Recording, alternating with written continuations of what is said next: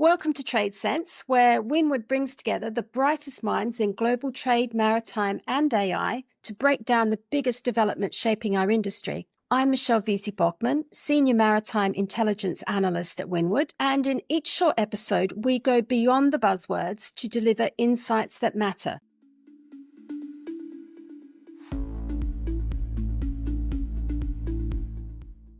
Today, we're diving into how the Iran conflict is impacting container traffic across Arabian Gulf ports and what it means for global shipping resilience. And I'm here with Lars Jensen, CEO of Vespucci Maritime. Hi, Lars. Thanks for joining us. And how are you doing?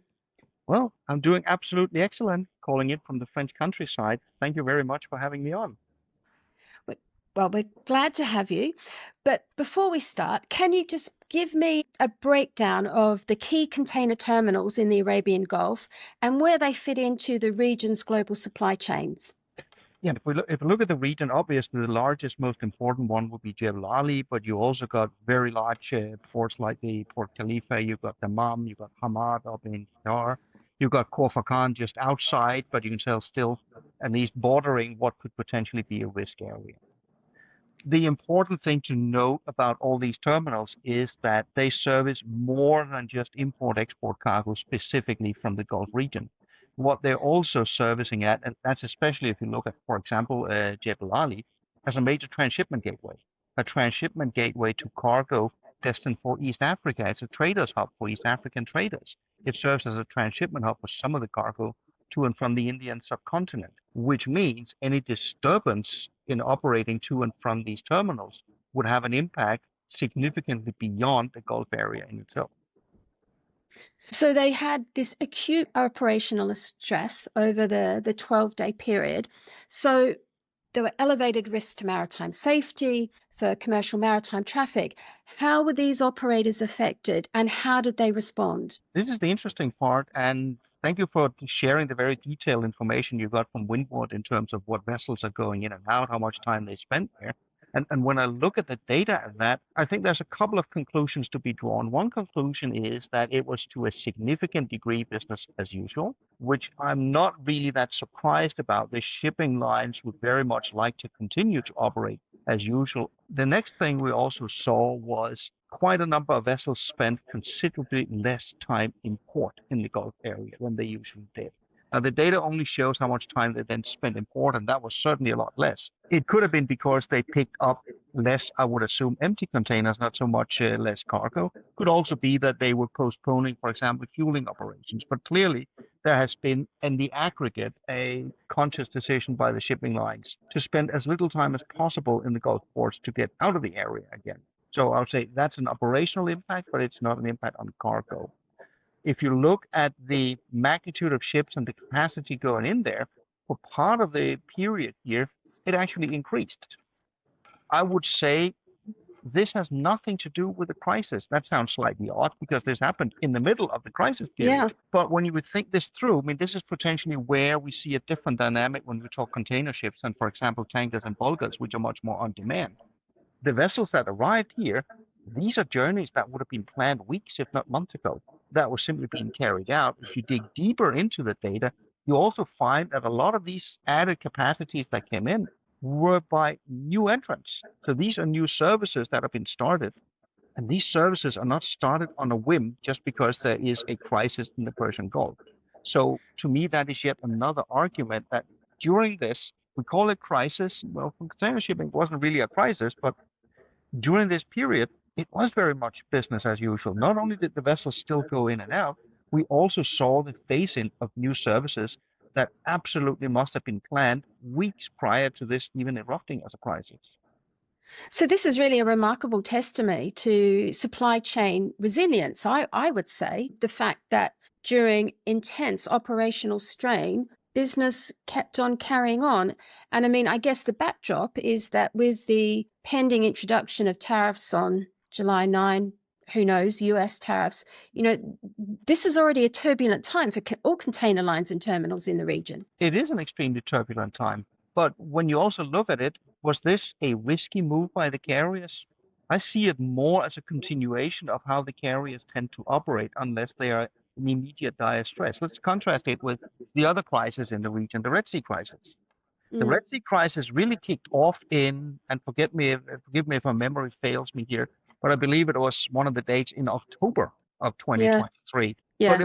it was only 2 months later that the container lines started to go around Africa.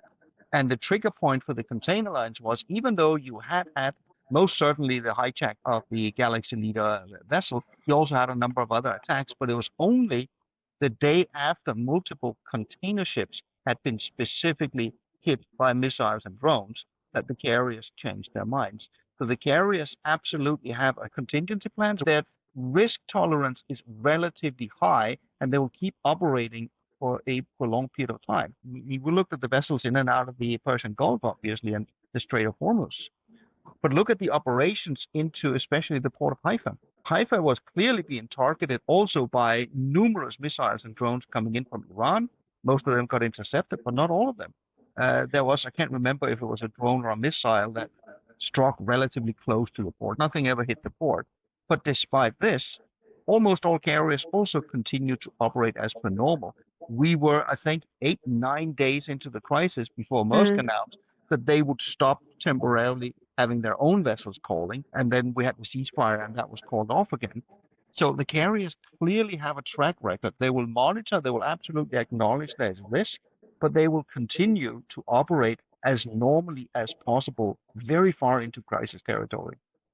And I think Maersk announced their comeback to Haifa literally 24, 48 hours after the ceasefire, right? Yes, absolutely. Yeah. So is this resilience, do you think, is it specialized or contained to this region simply because of the Red Sea crisis and all of the changes that they've had to implement as a result of the geopolitical turbulence? Or is this something that's a global phenomenon now? I don't think we have seen crisis at the same level elsewhere that's quite comparable. But I think this more goes to the operation of, in this case, we're talking container shipping lines, but you would likely find it in the DNA of a lot of other shipping lines as well. Shipping by nature is global. Shipping by nature tends to go everywhere. You even have some of the container lines calling, for example, Ukrainian ports, despite the war. So the risk tolerance is by nature extremely high for many shipping lines. It really takes a lot before services are disrupted. The challenge, as we can again see then in the Red Sea crisis, once that disruption does occur, it becomes very difficult to make a decision to go back again. So during I think it was June 21, the Houthis announced that they were going to sort of resume targeting Western affiliated, US affiliated ships going through the Red Sea, just when we were starting to see perhaps a shift in attitude. Have you seen any immediate change to liners' schedules or plans as a result of effectively ending a ceasefire that was agreed in April to stop targeting ships? Yeah, I didn't see any change at all. And the Houthis announced that ceasefire. I see that more as hollow rhetoric than anything else. The reason being, the ships they say they're targeting, none of them are transiting the Red Sea area anyway. The targets are not there. Yeah. So it's kind of a freebie of them to say we're going to target them. If you look at the Red Sea, the reality is commercial ships haven't been attacked since December of last year. That's true. That's true. So we've just established that it was more or less business as normal with some operational deviations for the Arabian Gulf ports. Are there any bottlenecks or backlogs as a result, or is it really completely business as normal? I can't rule out that there might be a few localized issues here and there, but overall, yes, it is to a large degree business as usual. And I think we should be happy that that is the case, because the reason why it was so interesting to look into the what if scenario is not if the Hormuz Strait closes. It would not close, but it would be a scenario similar to the Red Sea, where some commercial risk reasons would deviate. The reason it was so interesting was that it would have global repercussions on container shipping. And the reason being, a lot of this cargo that goes into the Gulf would likely still go there, but on regional carriers, same as we see in the Red Sea. Cargo that goes direct would suddenly have to be transshipped in the major transshipment hubs throughout Asia. And as we saw over a year ago, when the same thing happened in the Red Sea, that instantly created major congestion problems, even in a port like Singapore. The reason for monitoring the Strait of Hormuz situation is the risk to global shipping is not the Gulf. The risk to global shipping is congestion in major Asian ports that will hit every export trade, including Trans-Pacific, Asia, Europe, all the major trades. So it's all the ripple down effects from something. I don't think we ever really thought that the strait would be closed, despite a lot of hysteria about it. But what is interesting, I think, is that the Gulf ports and container terminals passed probably one of the highest stress tests ever, with flying colours. Or do you think that's the case, or perhaps I'm oversimplifying? It depends on perspective, I think. I might make the case that they were never really stress tested. Yeah. Because Yeah. sure, obviously, Iran had the option to try to terrorize commercial shipping in the Strait of Hormuz. That would basically be what it would be akin to, but they chose not to. So this all remained, I wouldn't call it hypothetical, because the risk was genuine if Iran had actually chosen a campaign of terror, but they didn't. So I would say people have probably had good reason to brush off their contingency plans. What if this was going to happen? But the real stress test would be if something had actually happened in the Strait of Hormuz. Fortunately, it didn't. Exactly.